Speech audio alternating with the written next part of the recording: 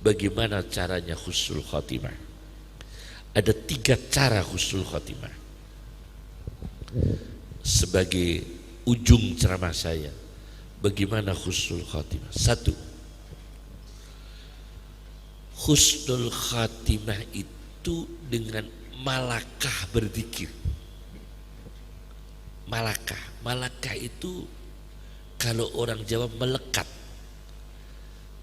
Kalau orang Jawa prigel, tahu prigel? Kulino. Zikirnya malakah. Maka ulama Indonesia mentradisikan bertahlil, itu benar. Dan itu semua ada dalil sunnahnya, bukan tradisi. Tahlilan orang mati itu bukan tradisi, tapi sunnah. Karena item per item punya dalil semua. Membaca tahlil ada dalil hadisnya, membaca Al-Ikhlas ada dalil hadisnya, membaca akhir surat Baqarah ada dalil hadisnya, membaca sholawat ada dalil hadisnya, membaca ini ada dalil hadisnya, semua sunnah. Cuma dirangkai oleh para ulama. Jadi item per item itu sunnah. Bahkan tahlil kita Indonesia ini kabarnya yang paling sempurna termasuk di dunia daripada di negara lain. Orang yang biasa bertahlil itu insya Allah mudah husnul khotimah. Karena apa? Karena malakah. La ilaha illallah, la ilaha illallah itu biasa. Asyibli seorang sufi di dalam kitab Syu'abul Iman karya Al-Baihaqi, yang punya kitab As-Sunanul Kubra lil Baihaqi, Syu'abul Iman lil Baihaqi, Asyibli itu kepalanya terbentur, kepalanya kena batu, keluar darah, darahnya menulis Allah, Allah, Allah. Asyibli kepalanya terbentur, keluar darah, darahnya itu menulis Allah, Allah, Allah. Karena apa? Karena malakah berzikir. Sampai darah yang keluar itu keluar zikir. Ini asyibli. 1, malakah dalam zikir. Biasakan berzikir. Entah caranya bagaimanapun. Sampai ada orang yang berzikir, saya dapat cerita ini di Yaman, di negara Yaman, Kiai. Ada pedagang mebel. Pedagang mebel itu sering kecurian. Lemarinya hilang, kursinya hilang. Akhirnya bingung dia akhirnya membacakan ayat kursi. Karena dagangannya sering dicuri orang. Baca ayat kursi itu sehari 2000 kali. Akhirnya dia sowan ke ulama Yaman, dia cerita, Alhamdulillah Kiai, saya pedagang mebel, meja saya sering hilang, kursi saya sering hilang. Tapi setelah saya bacakan ayat kursi 2000 kali, sekarang pencurinya sudah tidak pernah datang ke rumah saya, tidak pernah datang mengganggu toko saya. Kiainya kaget, loh kamu kok kuat baca ayat kursi 2000 kali? Saya yang kelas ulama aja nggak pernah. Caranya baca gimana? Ayat kursi, ayat kursi, ayat kursi. Cara begitu. Ini orang awam. Jadi dia nggak baca ayat kursi, cuma ayat kursi, ayat kursi, ayat kursi sampai 2000 kali. Itu saja mustajab. Saking awamnya, ini orang awam, mustajab. Ayat kursi sampai 2000 kali, mustajab. Nah, ini karena malakah berzikir. Jadi 1, bukan malakah berzikir, dia senang zikir. Jadi 1, orang yang husnul khotimah, memudahkan orang husnul khotimah. 1, malakah berzikir. Zikirnya itu terus. Wa man a'rada an dzikri fa inna lahu ma'isyatan danka wa nahsyuruhu yaumal qiyamati a'ma. Orang yang jauh dari zikir, berpaling dari zikir, Allah akan memberikan kepadanya kehidupan yang sempit, ekonomi yang sulit. Bahkan ada sekelompok copet, Pak. Sekelompok copet saya dengar di satu terminal. Itu kalau nyopet pakai bismillah. Aneh itu, Pak. Nyopetnya pakai bismillah. Ini bukan ahli dzikir. Ini namanya al-firqatul ngawuriyah. Ini kelompok ngawur ini. Nyopet pakai dzikir. Yang kedua, orang mau husnul khotimah. Yang kedua, ini penting sekali. Orang mau husnul khotimah yang kedua adalah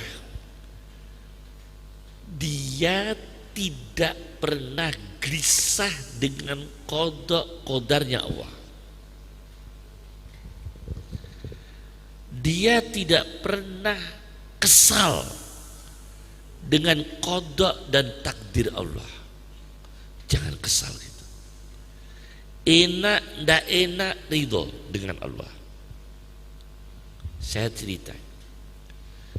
Ada satu kitab namanya, kalau tidak salah, Sofahat min Sabril Ulama wal Hilm ala Azwajihim. Kumpulan kitab mengumpulkan kiai-kiai yang dimarahi bunyai. Ada kitabnya. Kumpulan ulama yang sering dimarahi istrinya. Ternyata Imam Ghazali memberikan ikhtisar di dalam Ihya-nya bahwa Mihnatun Nisa Madrasatul Aulia. Orang mudah menjadi wali itu kalau sering dimarahi istri. Mihnatun Nisa Madrasatul Aulia. Kepengen lulus madrasah jenjang strata kewalian, maka sabar dimarahi istrinya. Sampai ada kitab kumpulan ulama-ulama dimarahi istrinya, namanya kitab Sofahat. Ini orang hebat-hebat, saya sebut karena ini ulama-ulama besar ya, karena ini karomah. Satu, Ahmad Ar-Rifai, pendiri Thariqah Rifaiyah. Masya Allah, Ahmad Ar-Rifai ini kok gak jadi wali ya? Masya Allah, dengan mudah menjadi wali. Ahmad Ar-Rifai ini suatu ketika itu ada tamu orang kaya bertamu ke Ahmad Ar-Rifai karena bermimpi Imam Ahmad Ar-Rifai di surga. Maka dia sowan, begitu sowan di pondoknya Syekh Ahmad Ar-Rifai, melihat Syekh Ahmad Ar-Rifai itu sedang dipukuli istrinya dengan alat-alat dapur. Pendiri Thariqah ini, Syekh Ahmad Ar-Rifai, pendiri Thariqah Ahlussunnah wal Jamaah Rifaiyah, dipukuli dengan alat dapur. Apa alat dapur itu? Entong, susuk, apalagi itu ya, irus ya. Sampai bajunya Syekh Ahmad Rifai itu hitam, lutang-lutang. Akhirnya tamunya kaget, ulama sebesar ini, Syekh Ahmad Ar-Rifai yang karomahnya terkenal seluruh dunia, kenapa dipukuli istrinya? Tanya kepada santri, Kenapa para santrinya membiarkan, tidak menolong kiainya dipukuli, bunyainya? Kata santrinya, penjenengan tamu tidak tahu ya, Syekh Ahmad Arifah itu sejak nikah sampai sekarang maharnya belum dibayar. Ternyata maharnya belum dibayar.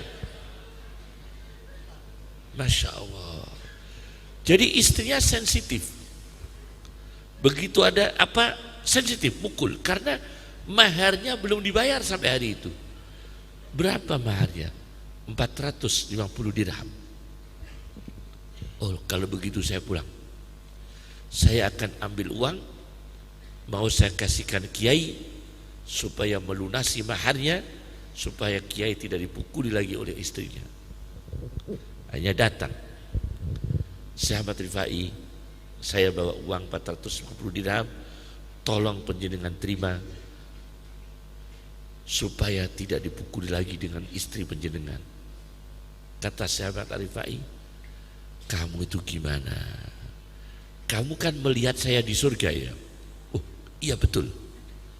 Nah itulah, karena saya sering dipukuli istri saya, maka di surga. Masya Allah. Itu ridho namanya. Makom apa? Makom ridho. Kemudian saya baca dalam kitab itu juga, Qadiyat itu orang hebat. Rumahnya mana? Maroko, yang kemarin diluk-lukkan ternyata tidak masuk nomor 3. Maroko, bolanya diluk-lukkan kemarin ya. Hampir nomor 3, akhirnya juara 4, ya kan? Juara 4 kan ya? Seperempat final dia juara 4. Tidak masuk juara 3. Qadiyat itu orang Maroko, punya kitab Asy-Syifa. Man qara Asy-Syifa syafahuwah. Kalau kita sakit, naudzubillah, semoga sehat terus. Kalau kita sakit, bacalah kitab Asy-Syifa. Man qara Asy-Syifa syafahuwah. Qadiyat itu pinjam kitabnya kawannya, manuskrip, tulisan asli, karangan asli. Namanya ulama, hobinya kitab. Ulama itu hobinya kitab, harus hobi kitab. Kalau tidak hobi kitab, bukan ulama. Ulama itu harus hobi kitab, karena ulama kok hobinya selfie, tidak pantas. Hobinya harus kitab, hobinya harus ilmu, karena ulama hobinya ilmu, wajar. Ulama hobinya ilmu. Qadiyat saking senangnya ilmu, pinjem karya temannya itu, manuskrip. Begitu dilihat, senang, dibaca terus. Istrinya tersinggung.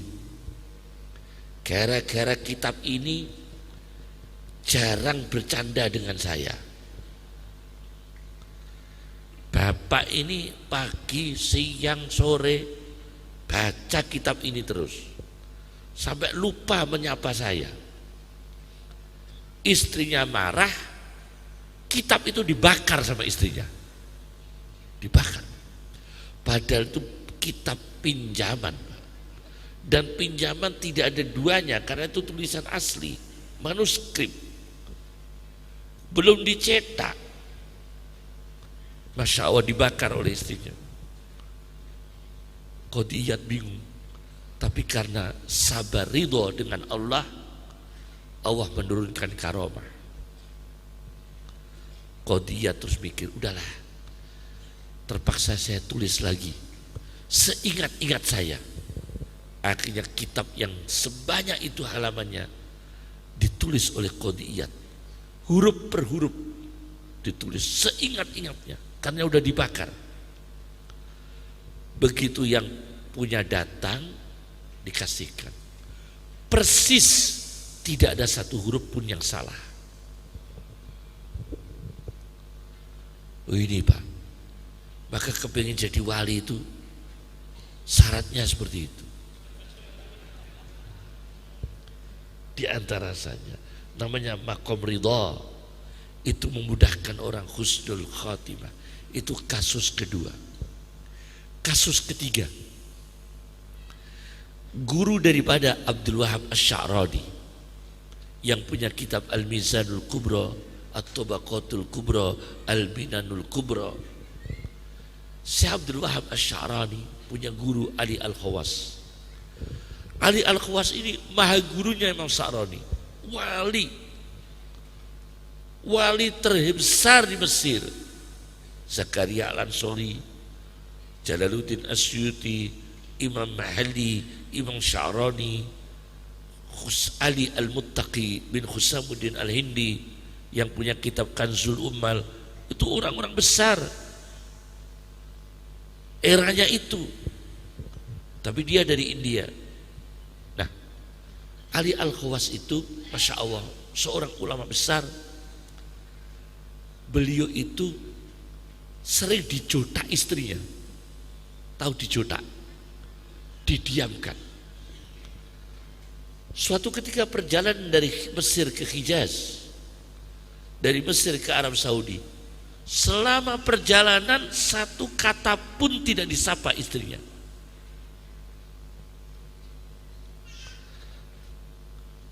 Begitu tidak lama kemudian istrinya meninggal dunia. Ali Al-Khawas menghormati istrinya yang meninggal dunia, sampai ketika mengubur istrinya bawa bendera putih, royah bayda, bawa bendera putih, mengubur melayat, membawa jenazah istrinya, membawa bendera putih. Saking cintanya pada istrinya. Padahal istrinya ini keras sekali. Ternyata Imam Sya'rani dibisiki oleh Imam Ali Al-Khawas, Sya'rani, taulah saya ini nikah dengan istri saya sudah 57 tahun. Saya berkhidmah kepada istri saya dalam keadaan tidak pernah tidur bersama. 57 tahun. Jadi wali, Pak. Jadi wali.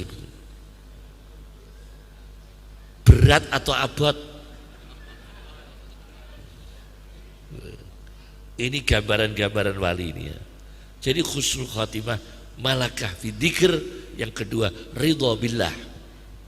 Yang kedua, yang ketiga ini yang terakhir. Bagaimana kita mudah husnul khatimah? Masya Allah. Supaya kita mudah husnul khatimah, tolong ini penting sekali. Ihya'u sunnati Rasulillah sallallahu alaihi wasallam. Hidupkan sunnah Rasul. Sederhana pun pakai sunnah, maka bernilai ibadah. Makan jangan tangan kiri, meskipun kerupuk. Biasanya kan tangan kanan nasi, tangan kiri kerupuk, menyalahi sunnah. Tangan kanan, usahakan dengan tangan kanan, itu menghidupkan sunnah. Kemudian tidur berbaring ke kanan, sunnah. Kalau kita tidur miring, tidak berbaring ke kiri, tidak miring ke kiri, tapi miring ke kanan, itu sunnah Rasulullah sallallahu alaihi wasallam. Itu jangan dilupakan. Ki Haji Hasyim Asy'ari, guru ayah saya, pendiri Nahdlatul Ulama, itu bukan hanya seorang ulama ahli hadis, tapi memang beliau pengamal hadis.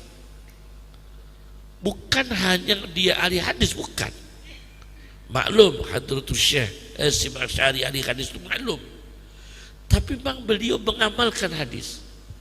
Masuk ke toilet, masuk ke kolam, enggak pernah lepas kopiah. Karena Rasulullah SAW itu kalau masuk toilet, masuk kolam, kepalanya tertutup, tidak pernah dibuka. Maka Mbah Hasyim Asy'ari kalau masuk kolam pakai songkok. Sunnah. Pakai sunnah semua. Ada pengemis la yarudus sa'il. Jangan sampai tidak memberi. Meskipun misalnya Anda bawa uang. Ibnu Arabi yang punya kitab Al-Futuhatul Makkiyah, Ibnu Arabi dapat rumah mewah, hadiah dari Raja Romawi, sebuah kitab tasawuf tertinggi yang masa sekarang tertinggi, artinya tertinggi secara kajian, terumit, Al-Futuhatul Makkiyah 8 jilid. Ibnu Arabi dapat hadiah rumah mewah. Datanglah pengemis, ngerokok tidak punya uang, rokok ini tidak punya uang, apalagi ATM, jajan tidak ada, air minum tidak ada, sampai meja saya tidak ada minumnya.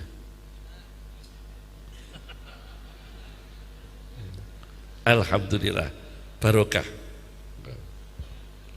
Alhamdulillah. Nah, Ibnu Arabi diminta oleh pengemis, tidak punya uang. Akhirnya bagaimana? Pengemis dikasih tahu, nyuwun sewu Pak, saya tidak punya apa-apa. Saya punya rumah ini loh, hadiah. Rumah hadiah dari Raja Romawi. Kalau jenengan mau silakan. Akhirnya rumah yang baru diberikan pengemis. Bisa enggak itu? Itu Ibnu Arabi yang punya kitab Al-Futuhatul Makkiyah. Suatu ketika saya ketemu pengemis. Nyuwun sewu Pak, kula boten beto yatra receh. Betone rotok yatrane atusan ewu terus pundi? Nggih Pak, kula susui. Loh kok bisa? Disusui. Ternyata ada pengemis yang bisa nyusui juga. La yarudus sa'il, itu sunnah. Kemudian ihya'us sunnah, intidarus sholah ba'da sholah. Jangan sampai sholat sudah diumumkan adzan, apalagi sudah qomat, kita baru datang. Jangan sampai. Menghidupkan sunnah sebelum adzan, kalau bisa sudah ada di masjid. Minimal adzan sudah di masjid, kalau bisa sebelum adzan. Kadang-kadang yang jaga masjid gak jamaah, ustadz dekat rumah masjid gak jamaah. Ini banyak. Karena dulu itu kan ustadz, kemudian agak menurun kualitasnya, mambu santri, lumayan. Ele-ele saya mampu santri. Yang terakhir ini bukan mampu santri, santri mampu. Ini kan dah menurun lagi. Ihya'us sunnah, hidupkan sunnah. Nah, 3 itu balakah dalam dzikir. Yang kedua, ridho dengan apa-apa yang ditakdirkan Allah dan diqadha Allah. Yang ketiga adalah menghidupkan sunnah Rasulullah Sallallahu Alaihi Wasallam. Itu insya Allah kita akan dimudahkan husnul khatimah. Saya baca, ini kebiasaan orang Indonesia. Kenapa orang Indonesia ini kok seneng nama-nama ulama dikasihkan nama pada anaknya, padahal tidak ada artinya. Artinya tidak ada maknanya. Seperti orang Indonesia putranya diberi nama Suyuti, padahal Suyuti itu nama kota Asyut di Mesir. Jadi kasih nama Suyuti itu sama dengan kasih nama Surabaya. Tapi orang dikasih nama Suyuti karena berkahnya Imam Jalaluddin Asyuti. Orang dikasih nama Ghazali, orang dikasih nama Rafi'i, orang dikasih nama Syafi'i. Itu kan tabaruk dengan ulama. Ternyata ada hadis, meskipun dhaif, tapi saya lihat di satu redaksinya itu hasan. Saya baca dalam kitab Tarikh Madinah Damaskus. Kitab Madinah Damaskus itu 80 jilid. Samanuna mujallad. Saya baca dalam kitab itu. Ternyata orang soleh meninggal dunia. Orang soleh meninggal dunia. Kemudian kita punya anak. Kita kasih nama dengan nama orang soleh itu. Allah akan menggantikan nasib yang baik bagi anak kita. Allah akan menggantikan keadaan yang baik bagi dunia sekarang. Allah akan memberikan keadaan yang baik karena berkahnya kita melanggengkan nama-nama ulama, mengabadikan nama-nama orang soleh. Itu ternyata ada khasiatnya. Ada khasiatnya. Dan itu hadis diriwayatkan oleh Ibnu Asakir dalam kitabnya Tarikh Madinah Damaskus. Jadi matinya orang saleh, matinya orang salihah diberi nama Ummi Kulsum, diberi nama Fatimah, diberi nama Aisyah, diberi nama Khadijah. Itu justru mengantarkan keadaan yang baik, barokah bagi kita. Inilah yang bisa saya sampaikan. Semoga barokah dan kita husnul khatimah, dan semoga para ulama, para kiai Taifur diberikan kesehatan, diberikan umur panjang yang barokah, dan semoga kita diberikan panjang umur yang barokah, yang hadir diberikan panjang umur yang barokah. Cukup dari kami. Assalamualaikum warahmatullahi wabarakatuh.